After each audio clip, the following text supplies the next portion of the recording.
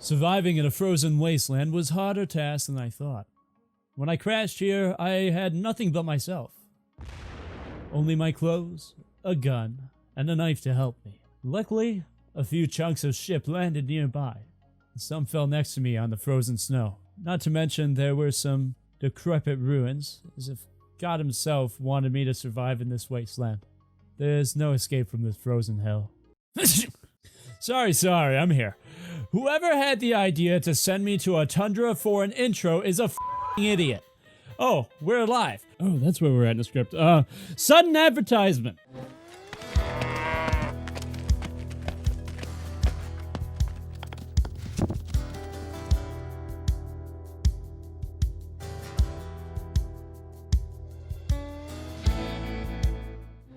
Welcome to Noobert's guide about Rimworld Ice Sheet Survival Guide. We will talk about a few important things you must know if you want to survive out there in the frozen wasteland. Let us begin. We will be covering these topics. Choosing the correct team, that's optional for you to watch if you choose only one colonist, cannibalism, and why it's amazing here, the dangers of the ice sheet, and why it's shit. Proper shelter and base, no igloos, food, if you can't find any, eat snow. Starting off with choosing a good team for such a task, you could either super cheese it by using prepare carefully, or just go with whatever Rimworld gives you, should it be a tribal run or just a crash landed one. Pay close attention to each and every one of their strengths and weaknesses. Spend a little more to make the jealous colonists a room a tiny bit more impressive. Have the sanguine guy take one for the team by doing more dirty work. The aesthetic can go sleep on a chunk for all I care. Make sure to check their skills.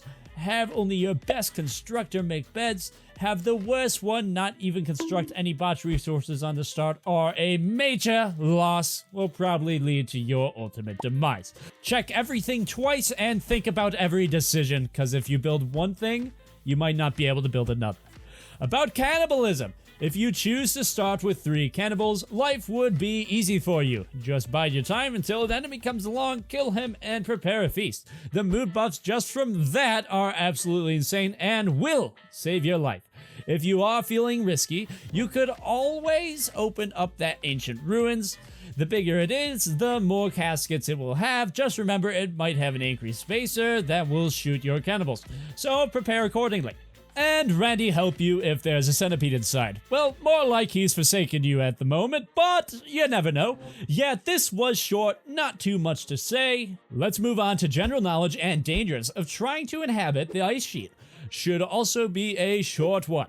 The ice sheet is the equivalent of Antarctica to us, frozen, and only a scant few animals can survive in these harsh conditions. The temperature can reach to negative 80 degrees Celsius and even colder. It's nigh impossible to survive in these temperatures, which is why planning is mandatory if you want to make it longer than a week or so. Plants can't grow here, so you won't be seeing any of the normal grazing animals. Here's the tasty flesh of deer is not but a dream. Unless a caravan visits you, then you might have a chance of seeing it. Growing any plant is going to be a major task, as you have to heat up a room by quite a lot and place sun lamps, so you will actually be able to plant anything at all. It's also why there's no trees anywhere. They can't grow here. Even predatory animals rarely come here, and when they do, you better have some traps ready, because they can either leave the world tile or straight up come and hunt down your colonists or colonist. Temperatures also always hang around the minus mark. At some places, summer is negative 35 degrees Celsius. That's freaking colder than a meat freezer in a butchery. In winter, temps can reach above 70 degrees Celsius, making the outside just not approachable without good clothing. Made for a good insulator, such as a buffalo wool, may Randy bless with that animal. Be careful and keep an eye on your pawns when they are outside. Hypothermia is not fun. And remember, it may be frozen outside for you, but so it is for your enemies. If a raid starts for you on an extremely cold ice sheet, just stay inside. Enemies will drop dead by themselves because tribals, for example, come unprepared for negative 50 degrees Celsius and just freeze their stupid heads off. That being said, some raiders may have parkas. So Early Parka, I guess. Early on Parka. If a siege starts, then congratulations, you just got 3 corpses and a mortar, a few even. Those underdressed are likely to just fall flat dead, leaving you with fewer enemies to engage. Sometimes it can be so cold, nothing will survive. Not even your colonists you send out to collect loot. Cannibals, sure, gonna be happy though. Just remember, humans and animals may be a lesser threat, but there is an enemy that doesn't give a damn. It's freezing. Mechanoids, those are the ones you should fear. Any mechanoids that arrive is a true threat, and facing them outside may be your demise. Try to lure them into traps or a sentry gun perimeter if you can afford it. Hopefully your colonists have good clothes too if they must go outside. But before you even start ice sheet runs, remember this. The almost inevitable end of your colony. Solar flares if the heater goes out. Crops grown in greenhouses will die. Heaters will not work. Your entire base will freeze in a very short time after the event. It may last a day, but that day may cost you from a finger to everything. Because if it killed all your crops just before harvest and you have no extra, better start a lottery to see who's going to get turned into nutrient paste so everyone else can live. Remember is said. Why it's shit. Because if your colonist agrees with the statement and mentally breaks, a sad wanderer is lethal, berserk may be lethal, catatonic breakdown is a game over if you only have one. Anything that disables your pawns could be colony threatening. I'm looking at you, Naked Brutality, and I'm glaring at you, Randy Solar Flare Random. Moving on. Steel and stone may break your bones, but they will also build your farm. Shelter-wise, and you will want to use only steel and any stone block you can get through any means. Do not waste wood. Wood is one of the most important and scarce resources here. Every splinter of wood is valuable here, so spend your wood as if it is gold.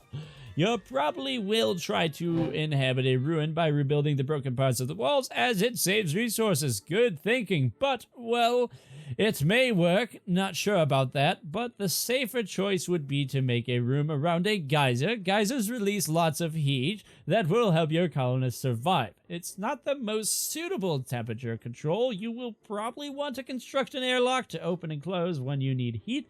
Consider to also double layer your walls. You don't want any of that heat escaping. And make sure not to build the walls too close to the geyser, because long-term burn can break them down. Make a barracks for your colonists. They won't enjoy, but, well, you gotta do what you gotta do. It will save you some materials. Overall, you just want to get behind some doors as fast as you can. It's all fun and snowman until someone loses his nose or a few fingers to frostbite. You should also invest in getting a power source. Consider also using caves if you find them. Excavating room and hiding inside will help temperature-wise and resource-wise. Just make sure to follow the temperature rule. Unless you want a bunch of ugly insects invading one of your bedrooms, if you have minus 17 degrees Celsius in your base, there's 0% chance of insectoids spawning by that time. You will probably have some parkas ready and maybe a few toques. Building against a rock wall or face can also work in building a base, even better if you have a ruin next to it.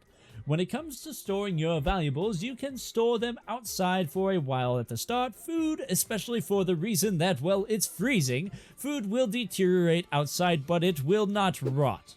Hell, you don't even need a freezer. Just make a room with a vent outside and a door. Coolers are non-existent when the outside is cold as hell.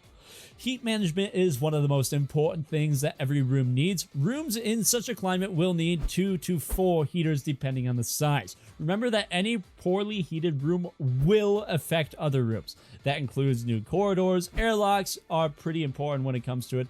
Even though you aren't in space, they seem to still have a use here. Be very much aware of anything dropping in doorways. Without a barrier, heat will transfer fast. It may not seem like a bad thing, but if you almost lost a fight and have only one colonist standing recovering from a deadly raid, they will all die of frostbite, just because someone left the front door open by placing a shirt there. Be greedy when it comes too close. Try to down each and every raider that comes your way, strip them of their clothes, and if you have a cannibal, even consume their corpses. After stripping, of course. That taint debuff is not something you can afford in such a delicate situation. Lastly, I can only say is be very wary with power conduit placements and such. If any of your sun lamps or heaters lose power, you will be in big trouble. It would be a wise idea to create several lines of power from your power source. Connect them all through walls just to make sure you won't get fricked over because some sapper threw a grenade at your wall. Base stuff aside, let's go over food. It's pretty simple. When you first land, no matter what pet you get, butcher it. Yep, that's right. Got a doggo? Dead. Got extremely lucky and somehow got a thrombo? Nope, dead. At least you got that horn as a melee weapon, though. Pretty good melee weapon. Really, really good melee weapon.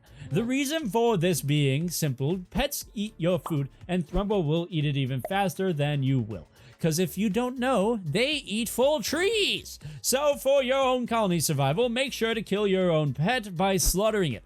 Better you eat it than it eating your meals. Instead of taking risks keeping it alive, even if it's a cute husky that could be tamed to haul. But training takes time, and more importantly, it takes yummy, delicious food, plus there's not a whole lot to haul. Not like you have any to spare. Besides, not like the animal could survive on such harsh conditions. It's negative 80 degrees Celsius. Nothing survives at these temperatures except water bears, but ignore that. Just remember to forbid the body of the slaughtered pet, else your colonists may outright consume it raw and unbutchered. Might as well name every other pet emergency food supply.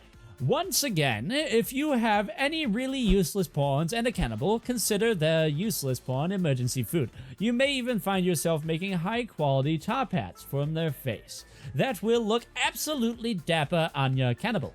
Also, from the ridiculous lack of heat in the ice sheet, any manhunting pack becomes a moving food supply that freezes for you over time. With just a few well-placed blocks of steel, you should receive a nice, juicy quantity of meat from animals roaming around and dying from hypothermia. Guess it wasn't that smart to come here, now was it? Oh, you know? 'Cause you're dead. And regarding drop pods, I know how it can feel when you are low on food, and Randy decides to become the sweetest angel and just send down 200 delicious buffalo steaks from the sky in metallic containers. It's like getting a pizza delivery from a friend just 'cause. Consider the distance traveled to get it. No one wants to, well, run to get food and return just as frozen as the food. Because unless there's a predator animal nearby, don't be in a rush. It's not going anywhere. Remember, it's an ice sheet, freezing cold. The entire biome is like living inside a gigantic freezer, and everything walking in it is just a meat product waiting to be eaten. And with that, we come to a close on our ice sheet survival guide. It was great joy making this video for you all. Please subscribe, like the video, click the bell, and start worshiping the fox. I'll see you all in the next video, but be sure to click on this video, and that video, and this video. Comment down below. Did I say subscribe? Hit the subscribe button. We have a Discord. You should join that too. Alright.